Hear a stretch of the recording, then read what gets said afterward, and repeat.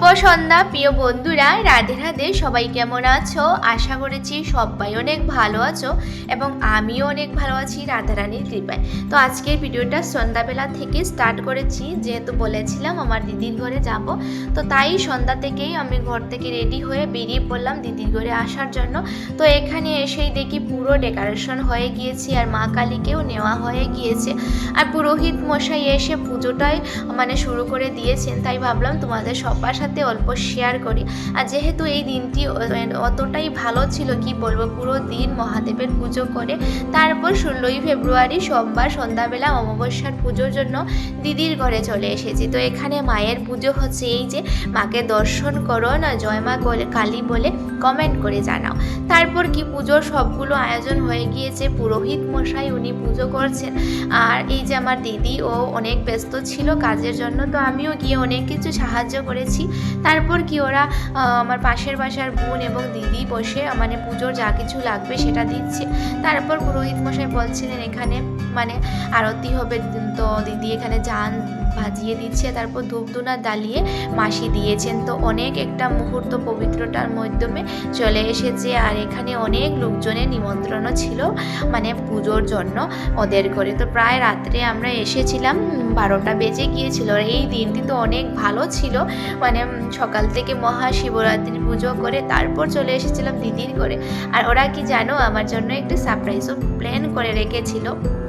তারাও কি বলছি, ছোট্ট একটি কেক নিয়ে ওরা লুকিয়ে রেখেছিল। যেহেতু 16ই ফেব্রুয়ারি আমার জন্মদিন, তাই আমার জন্মদিনের জন্য কেকটা লুকিয়ে রেখেছিল। তারপর কি এখানে সোনার সাথে দেখা হয়েছে, তো সোনাকে পেয়ে ভীষণ খুশি।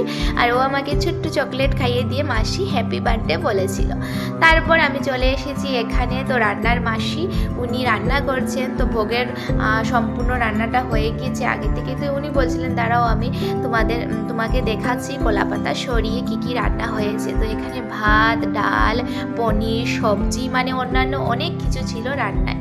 তারপর কি এখানে দিদিও চলে এসেছিল। তো মাসি বলেছিলেন দিদিকে ভোগের থালিগুলো রেডি করার জন্য, যেহেতু প্রায় 9টার মধ্যে বেজে গিয়েছিল আর পুরোহিত মশাই পুজো সমাপন হয়ে যাচ্ছে। তো উনি বললেন ভোগ লাগানোর সময় হয়ে যাচ্ছে, তো ভোগটা নিয়ে আসার জন্য।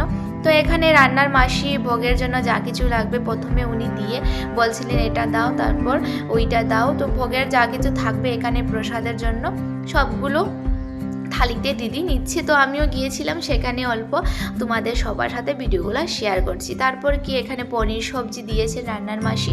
তো দিদি এখানে ভোগের থালিতে নিয়েছে। আর এই থালিগুলো যাবে, একটি যাবে মন্দিরে আর একটি যাবে মা কালীর ভোগের জন্য। তারপর কি এখানে মন্দিরে লয়ে গিয়েছিল দিদি, আর মা কালীর ভোগের জন্য রান্নার মাসি উনি নিয়ে এসেছেন এখানে। আর পুরোহিত মশাই বললেন পুজোটা হয়ে সমাপন হয়ে যাবে আর ভোগ লাগানোর পর এখানে যজ্ঞ হবে, তারপর অঞ্জলি প্রদান হবে। তো ওদের পরিবারের সবাইকে বলেছিল অঞ্জলি দেওয়ার জন্য।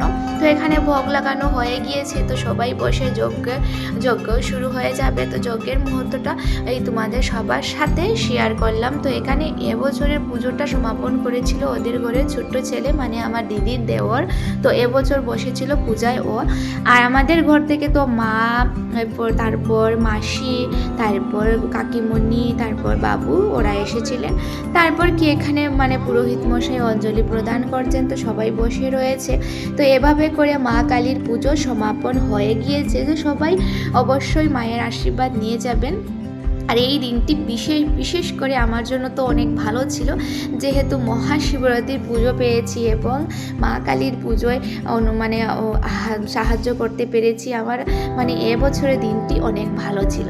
তারপর কি পাশে থেকে ওদের নিমন্ত্রণ লোকজন সবাই এসেছিলেন, যেহেতু পুজো সমাপন হয়ে গেছে, প্রায় তখন রাত 10টা বেজে গিয়েছিল। তো বাইরে সবগুলোর খাবার দেওয়া শুরু হয়ে গিয়েছে আর আমি ঘরের সবাইকে বসিয়ে ঘরে দিয়েছি। যেহেতু বাইরের খাবারগুলা কেটার্সকে দিয়েছেন, তো ওরাই যতজন লোকজন আসবে ওদেরকে খাবার দিচ্ছে। তারপর কি ঘরে এসে সবাইকে খেতে দিয়ে দিদিকে বললাম অল্প তোমার সাথে ভিডিও করি, তারপর ও হেসেছিল।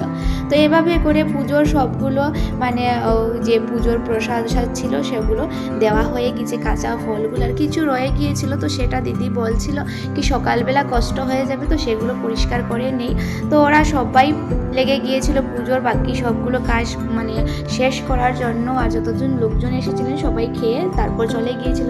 তখন বেজেছিল রাত প্রায় 12টা বেজে গিয়েছিল। তো পরিবারের সবাই খেয়ে দিয়ে চলে এসেছে উপরে। আর আমাকে এই যে ছোট্ট সারপ্রাইজটা দিয়েছে, তো অনেক খুশি হয়েছি। এবছরের এই ছোট্ট মুহূর্ত তোমাদের সবার সাথে শেয়ার করলাম। তারপর কি এখানে দিদি বলছিল এই যে তোমার জন্য এই ছোট্ট কেকটি নিয়ে এসেছি, এটাকে কাটো এবং সবাইকে খাইয়ে দাও। তারপর এক এক করে সবাইকে দিয়েছি আর ভীষণ খুশি। তো আমরা এটা করেছিলাম উপরে, তারপর উপর থেকে নিচে চলে এসেছি সবাই একসাথে। তো মা বলছিলেন অনেক রাত্রে হয়ে গিয়েছিল, যেহেতু আমাদের টুকটুকি এসে গিয়েছে। তো আমরা বেরিয়ে পড়লাম এইভাবে পুরো মুখে কেক লাগিয়ে। তারপর ওরা ধামাইল দিচ্ছে কি আমার বিয়ে হবে, আমার বিয়েতেই ওরা এমনভাবে করে ধামাইল দেবে। তারপর কি সবাইকে টাটা বলিয়ে আজকের জন্য অতটুকু, আর আমরা বেরিয়ে পড়লাম আর চলে এসেছি ঘরে। তো সবাই ভালো থাকো, সুস্থ থাকো, আবার নতুন ভিডিও নিয়ে তোমাদের সবার সাথে দেখা হবে। তো আজকের জন্য অতটুকু, টাটা।